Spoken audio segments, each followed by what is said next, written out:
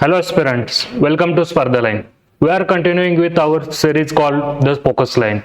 Here we are going to discuss one topic in 360-degree manner, and we are analyzing topic from keeping the prelims in the mind. So today we are going to discuss the heated topic in last week, that is the Cambodia and Thailand border war. So what was the context for this war? That is the 28th May.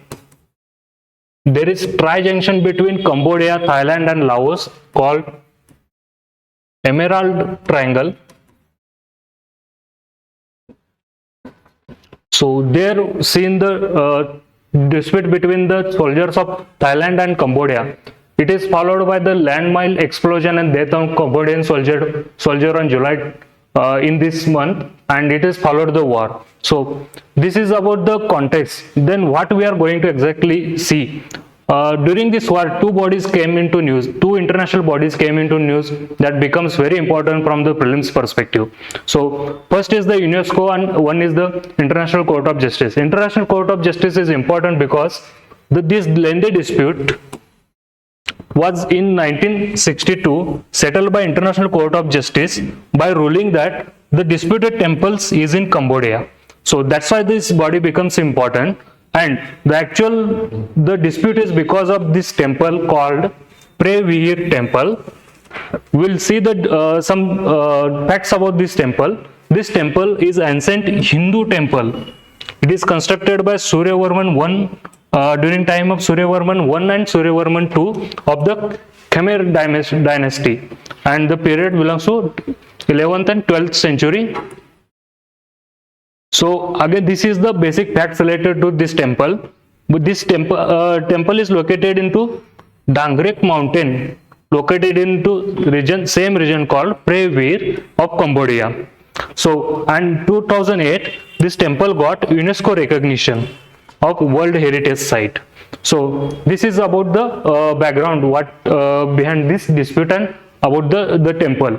So next we'll see the body. That is, first body is International Court of Justice, or it is also popularly called as World Court. Why it is called World Court? Because of this is the only international court that adjudicate general dispute between the countries. So this is the only body which adjudicate. Okay, this becomes very important.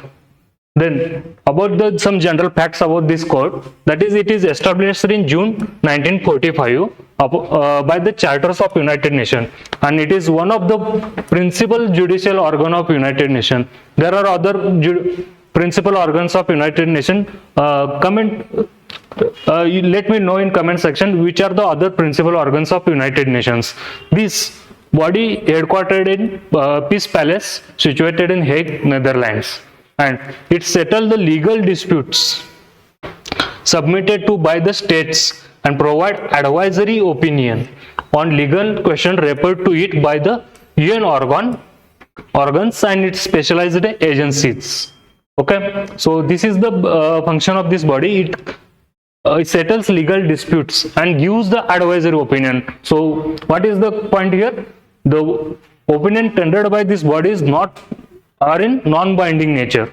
Okay, and principally it gives advice to UN organs and the specialized agencies of United Nations. So this is about this body, International Court of Justice. Then our next body is the UNESCO, United Nations Educational, Scientific and Cultural Organization. This body is again become important because in last 1 year, if you have seen, there are many developments happened related to UNESCO World Heritage Sites and also the other list published by the UNESCO. So we are going to see the other we are aware about the some important lists like World Heritage Site, Intangible Heritage List. So, but there are other 6 lists published by the UNESCO which are in news, and certain Indian the languages, the Indian sites are included in this list. So this becomes again important. We'll see this all the list in detail. So first is some basic facts about this body. It is specialized agency of United Nations. Okay, then it was founded in November 1945 and the first session held in Paris in 46. Also, it is headquartered into Paris. Okay, so it has 193 members, and 3 UNESCO members are not UN members. So there are certain members which are not members of United Nations, but they are members of UN. So first is the Cook Island, then is New, and the Palestine. This is again important because just in last week only France said that it will recognize Palestine as a state. So again, this is the important fact here. And but again, there is one more fact: 3 United Nations members, Israel, Liechtenstein, and United States, are not UNESCO members. There is again logic. When the UNESCO included Palestine as a member, that time Israel and United Nations left the UNESCO. So these are the 2 interlinked facts. Then it focuses on global priority area, that is Africa and gender equality. So these are the major focus of this UNESCO. So this is become important, less significant fact, but it becomes important when UPSC asks question which you say if they ask question that UNESCO gives the special attention, special focus, or the more funds to Africa. Then that time while answering, we might think that it is international body, we should treat all the regions equally, but this becomes important because it has the priority area, Africa. So if this kind of statement comes in prelims, then you must know about these aspects. So then only you can write it correct in prelims. So then we move, we'll see the international conventions or treaties of UNESCO. So why this become important? There is no need to go deep and to see what are the treaties, but we generally we should know the nature of this treaty. If in future UPSC asks question about the UNESCO, and if they mention this body is work in these particular areas, that time we will be aware about this. There is same convention on this that particular aspect. So this UNESCO might be working in that area. So that's why we should know the nature of the conventions. So first is the Convention of Protection, Promotion of the Diversity of Cultural Expression. So this is the very common. Even if you don't know, you can mark it. Then Safeguarding Intangible Cultural Heritage. This is again common one. Declaration on Cultural Diversity. Wherever the culture comes, obviously UNESCO will be there. Then this is become important. Convention Protection of Underwater Cultural Heritage. Okay, so there are the different bodies. If they ask about the different bodies which govern the international waters, like UNCLOS is there. So you might be confused between these 2 bodies. So that's why you should just you should know the nature of the convention. Then protection of world cultural and natural heritage. Then the means of preventing illicit traffic of cultural property. So it is not only just protect the culture, but also it takes the steps towards the protecting the cultural heritage from becoming danger or getting caught into danger. So this is another one reports of UNESCO, that is Global Education Monitoring. So this is one flagship report published by the UNESCO. There are certain other reports also, but this is a very important report because there are in UPSC not ask question, but there are certain other exams the question has came, so there might be question on this aspect in future. So this is the report published by the UNESCO. Then we'll briefly see the what are the initiatives of UNESCO. So first is the UNESCO World Heritage Convention. This is the well known because just now the Maratha military landscape got included into this World Heritage site. So we are aware about this, we study about this. So it is started in 1972. Currently India has 44 UNESCO World Heritage sites. Out of this, 35 are cultural sites. Latest one is Maratha military landscape, 7 natural sites and 1 mixed site. So let me know in comment section which is the one mixed site in World Heritage site convention. Then second is Creative City Network. So this is again one important list published by UNESCO. It is launched in 2004, and why it is launched for the foster cooperation among the cities that use creativity as lever for sustainable urban development. So basically it gives the recognition to historical cities which are associated with particular creative aspect. So there are certain Indian cities involved in this list. Again, it depends on the categories. So there are 7 categories for recognition of this network. First is the crafts and folk arts. So this is the first criteria where the Jaipur and Srinagar included. Then second is design. There is no city included in this aspect. Then third is the film. Mumbai is included for this criteria. Then gastronomy. There are 2 cities are included. First is Hyderabad and Lucknow. Lucknow is the latest addition in this list. Then music. Gwalior, Varanasi and Chennai. These 3 cities are included into this criteria. Then media art. There is also no Indian city included for this criteria. Last one is literature. Kozhikode included in literature criteria, and this is the latest addition. So what is the takeaway here? Except the design and media art, Indian cities included in for the all other criteria. So this is the takeaway from this list. Then next, this is Memory of the World program. This is also become important because last year UNESCO added one more Indian cultural heritage into this list. So it is launched in 1992 with the global goal of preserving global documentary heritage and preventing what is called collective amnesia. So these are the goals behind the launching of this program. So now in India, there was the first inclusion is the Rigveda manuscript in 2007. This was the first one. There are other also. Latest one is the Natya Shastra by Bharat Muni and Bhagavad Gita, which is attributed to Maharshi Vyasa. It is considered told by Maharshi Vyasa and written by the Sri Ganesha. So this is the latest addition into this list. Other are Ramcharitra Manasa, Panchatantra, and Sharyada Loka Lochana. These are the inclusion, other significant inclusion into this list. There are other also. Let me know into comment section which are the other inclusion into this list from India. So this is the about the Memory of the World. Then there is another list. This is also well-known list because continuously Indian some intangible cultural heritage are getting included into this list. So this is a list of intangible cultural heritage of humanity. Okay, so this is launched to safeguard oral traditions, performing arts, rituals, crafts, and other living cultural tradition. So the motto behind it is to preserve the whatever the traditionals.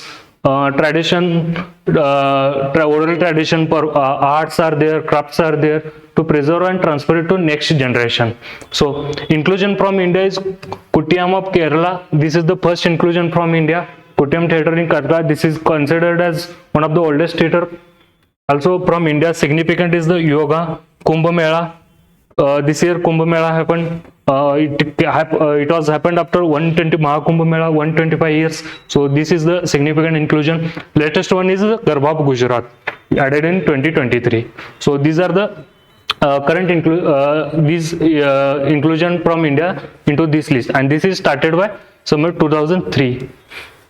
So this from that year UNESCO started publishing this list. So next one is the Global Geopark list. The purpose behind to recognize geological heritage sites, international sites of international value, focusing on earth science and sustainable tourism. So currently there is no Indian site involved into this list, but this is again becomes important because it is published by the UNESCO. Then next one is the, and the most important is the from the perspective, because there it has the other context also. UNESCO Atlas of World Language in Danger. Okay, so the purpose behind this to document, monitor, raise awareness about the world's endangered languages, encourage the effort to preserve linguistic diversity. Why this becomes important? Because last year Indian government has added many language into classical language list. So there are some number of languages included. Let me know in comment section which are the language included into this list. So again, these are the closely linked aspect, that is the UNESCO's Atlas of World Language in Danger and our classical language list. So this again becomes important, this list. So there are the certain criterias based on which UNESCO gives the particular that classifies this languages. First is the vulnerable. So there are the based on which criteria, that it is mostly spoken by the children, but may be restricted to certain contexts like home. So if you see the it happens when people migrates from one place to another, it is spoken by the children, but it is spoken mostly in home, because in outside world there would be other languages. So this is the for the vulnerable. Then second is definitely endangered. So on which basis it is decided, that is children are no longer learn the language as the mother tongue in their home. So based on this criteria, the particular language is classified into definitely endangered list. Then third is severely endangered. Here, based on it is spoken by the older generation, parents may understand but do not speak it to children. So these are the languages. These are the aspect considered when they want to classify language into severe endangered. And there are certain languages from India, Birhor from Jharkhand and Odisha. It is spoken in Jharkhand and Odisha, which is included into this criteria, that is severely endangered. Okay. So then next, critically endangered. But it's quite synonymous with IUCN, critically endangered of the species, and there is also same criteria for the UNESCO language in dangers. So critically endangered, what aspect, based on what aspect it is considered critically endangered, that is youngest speaker. Speakers are the grandparents are older and they speak it infrequently. Okay, so the grandparents are the older generation who are the youngest speaker of this language, and they speak it infrequently, not frequently. So based on this criteria, the language categorized into this list, this category. So there are language Saimar from Tripura, Rugan from Meghalaya. These are the languages classified into this critically endangered list. Then the last and the it should unfortunate criteria is that extinct. So there is no speaker left. So these are the this is the criteria to mark the language is extinct. So currently Great Andaman is spoken in Great Andaman Island, considered as nearly extinct, not extinct yet. So there are the certain Indian languages which are considered extinct. First is the Ahom, Andhro. Okay, these are the language which considered extinct in India by the UNESCO. So let me know in which area these languages are spoken, and there are certain facts related to these languages in danger. There are 7,000. If you see, there are 7,000 languages, more than 7,000 languages in the world today, and according to UNESCO, around 40% of them are endangered. Okay, this is the very critical state of languages, where the 40% of languages in the world are endangered. Okay, what is the endangered criteria? Let me know. Then the one language become extinct approximately every 2 weeks. This is also very concerning fact, where the one language is becoming extinct in every 2 weeks. So what we call globalization or the modernization of traditions, that is what is devastating our languages, the very tradition or very culture. Okay, so it is need of our to preserve our language or promote our mother tongue. So through this fact we can understand the importance of the language, and also we have seen the major list published by the UNESCO, which becomes very important from the prelims perspective. Tomorrow we'll come with other topic. We'll discuss that in 360-degree manner. We'll cover the facts which are not covered in the traditional sources or other sources in market. For today we are finishing discussion. Thank you very much.